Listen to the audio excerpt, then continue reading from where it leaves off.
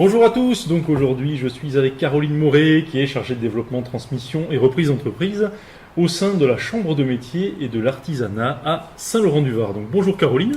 Bonjour Xavier. Alors est-ce que tu peux nous présenter le service transmission reprise de la Chambre ? Alors, la Chambre de métier de l'artisanat Provence-Côte d'Azur est située à Saint-Laurent-du-Var pour le département des Alpes-Maritimes. Le service transmission et reprise entreprise de ce département est composé d'une équipe de 3 personnes. Il dispose également d'une bourse d'entreprise artisanale à la vente, entre 100 et 200 entreprises à la vente selon la période. Notre objectif, c'est de favoriser la transmission d'entreprises artisanales sur le territoire afin de pérenniser à la fois les emplois et les savoir-faire.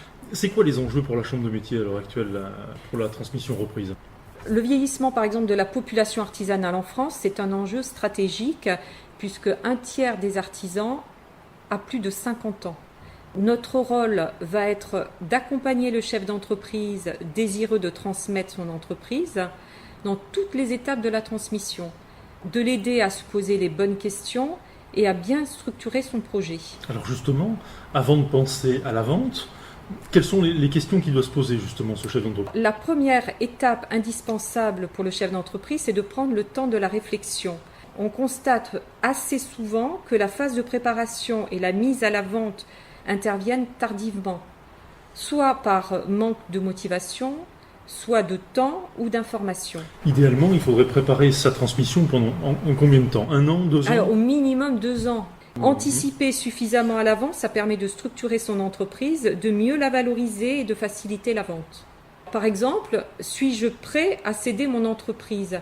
Le facteur psychologique est vraiment déterminant parce que parfois il s'est créé un lien fort entre le cédant, parce qu'il a créé son entreprise il y a plusieurs années, soit parce qu'il a tissé des liens aussi importants avec ses salariés ou avec ses clients, voire ses fournisseurs.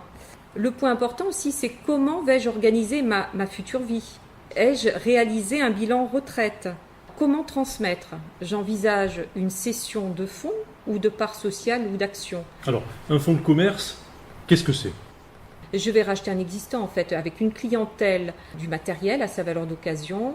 Je vais racheter aussi un droit au bail et puis aussi des salariés, c'est-à-dire que je vais reprendre les contrats de travail de salariés s'il y en a. Mais je ne rachète ni la trésorerie ni les dettes.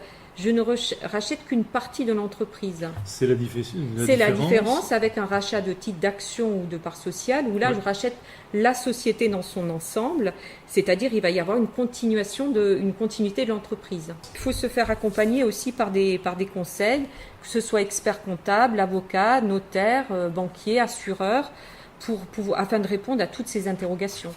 Autre point, à qui transmettre ? À la famille ? À un ou plusieurs salariés ? Alors, est-ce que le salarié, lors d'une vente d'une entreprise, est-ce que le salarié il est prioritaire ? On ne va pas rentrer dans le détail, mais il y a des informations préalables à donner à un salarié. Ensuite, comment bien analyser et valoriser mon entreprise ? Quelle sera ma fiscalité de cession ? Où vais-je trouver le repreneur, le ou les repreneurs ? Alors justement, les repreneurs, où est-ce qu'on les trouve ?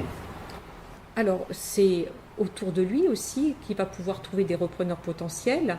Peut-être qu'il n'a pas pensé, par exemple, à céder son entreprise à un salarié parce qu'il considère qu'il n'a pas les compétences suffisantes aujourd'hui. Mais peut-être que ce sera l'occasion aussi de lui expliquer qu'il y a des possibilités peut-être de le former pour qu'un petit peu plus tard, en différé, il puisse racheter son entreprise. Et est-ce qu'il peut en parler à son expert comptable, à des fournisseurs ? Bien sûr, il y a tout un réseau et souvent c'est autour de soi aussi qu'on trouve son repreneur. Ensuite, comment négocier ? Comment se déroule le compromis et l'acte de vente ? À qui s'adresser ? Comment vais-je accompagner le repreneur ? Sur quelle durée ? De quelle manière ? Donc tout cela pour en fait souligner que le cédant ne doit pas rester isolé. Quels sont les documents obligatoires, entre parenthèses, qu'un cédant doit donner à un repreneur ?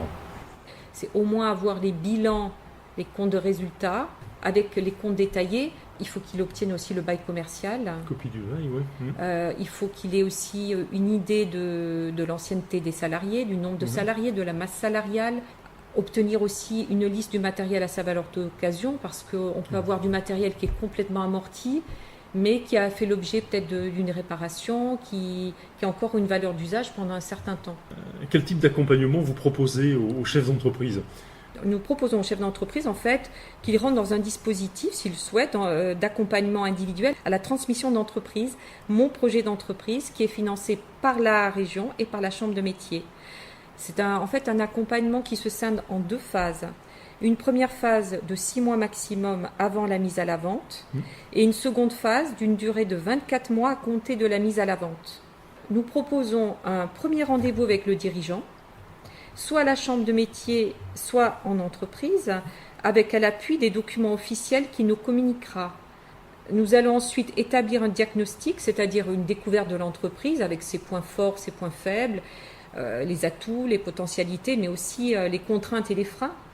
Nous allons effectuer une analyse financière, puis une évaluation du fonds de l'entreprise, par exemple dans le cas d'un fonds, afin de l'accompagner dans les différents domaines. La seconde phase d'accompagnement individuel, donc d'une durée de 24 mois dont on parlait tout à l'heure, donc constitution du dossier de mise à la vente de l'entreprise et publication et diffusion de l'annonce. Ensuite, il y aura une mise en relation entre cédant-repreneur. Donc le dirigeant pourra être mis en relation avec les acquéreurs potentiels identifiés au sein de la chambre de métier.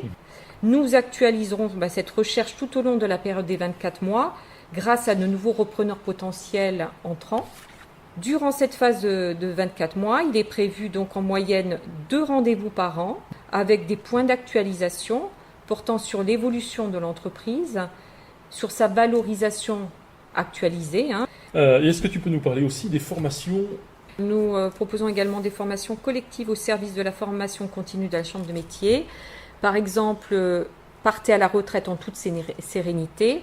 Nous proposons également une formation d'1 jour, préparer la rencontre avec un repreneur.